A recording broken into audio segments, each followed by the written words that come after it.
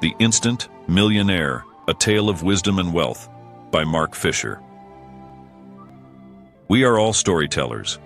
We tell each other our stories, and we all love a good tale, whether it's in a movie, in a book, online, or whispered to us late at night. We pass around our stories, and they include a vast number of fables. Fables are especially wonderful things because, as Webster defines it, they enforce a useful truth. This little book presents us with a powerful and original fable that reveals one of the most useful truths of all: financial prosperity and a fulfilling life well lived are goals we can all achieve if we understand and practice the principles of success. Perhaps a fable is the finest form in which to present these truths, for in the childlike simplicity of a fable, we can communicate directly with the childlike simplicity of our subconscious minds. Once we get a message to our subconscious minds, we can create a great many positive changes in our lives. Has now been published in over 37 editions all over the world, and over 2 million copies have been sold. The author is a genuine millionaire, and his little fable is not to be taken lightly. This is a book to be read, reread, studied, and practiced. It is a brilliantly conceived book that can make you wealthy in many ways, and some are far more satisfying and valuable than material riches. Mark Allen, author of Visionary Business and the Millionaire Course. Chapter 1, in which the young man consults a wealthy relative. There was once a bright young man who wanted to get rich. He had had his fair share of disappointments and setbacks, it couldn't be denied, and yet he still believed in his lucky star. While he waited for fortune to smile, he worked as an assistant to an account executive in a small advertising agency. He was inadequately paid and had felt for some time that his job offered him little satisfaction. His heart was simply no longer in it. He dreamed of doing something else, perhaps writing a novel that would make him wealthy and famous and end his financial problems once and for all. But wasn't his ambition a bit unrealistic? Did he really have enough talent and technique to write a bestseller? Or would the pages be filled with the bleak, unfocused ramblings of his inner misery? His job had been a daily nightmare for more than a year. His boss spent most of each morning reading the newspaper and writing memos before disappearing to indulge in a 3-hour lunch. He also changed his mind continually and gave contradictory orders. But it wasn't only his boss. He was surrounded by colleagues who were also fed up with what they were doing. They seemed to have abandoned any sense of vision. They seemed to have given up altogether. He didn't dare tell any of them about his fantasy of dropping everything and becoming a writer. He knew they would treat it as a joke. When he was at work, he often felt cut off from the world, as if he was in a foreign country, unable to speak the language. Every Monday morning he wondered how on earth he was going to survive another week at the office. He felt totally alienated from the files piled high on his desk, from the needs of clients clamoring to sell their cigarettes, their cars, their beer. He had written a letter of resignation 6 months earlier and had walked into his boss's office a dozen times with the letter burning in his pocket, but he had never been quite able to go through with it. It was funny. He would not have hesitated 3 or 4 years ago, but now he seemed unsure of what to do. Something was holding him back, some kind of force, or was it simply cowardice? He seemed to have lost the nerve that had always helped him get what he wanted in the past. He kept waiting till the time was ripe, finding all kinds of excuses for not jumping into action, wondering if he could ever really succeed. Has he turned into a perpetual dreamer? Did his paralysis spring from the fact that he was saddled with debts? Or was it because he had simply started to get old, a process inevitably triggered the minute we give up our visions of the future?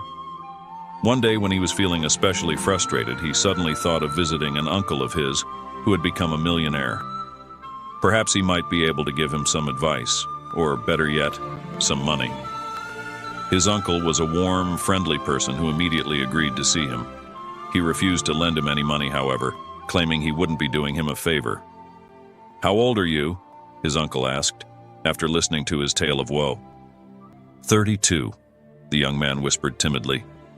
"Do you know that by the time J. Paul Getty was 23, he'd already made his first million? And that when I was your age, I had $500,000? So how in the world is it that you are forced to borrow money at your age? Beats me. I work like a dog, sometimes over 50 hours a week. Do you really believe that hard work is what makes people rich? I guess so. Anyway, that's what I've always been led to believe. How much do you make a year at $35,000? Yeah, about that much, replied the young man. Do you think that someone who earns $350,000 works 10 times as many hours a week as you do? Obviously not.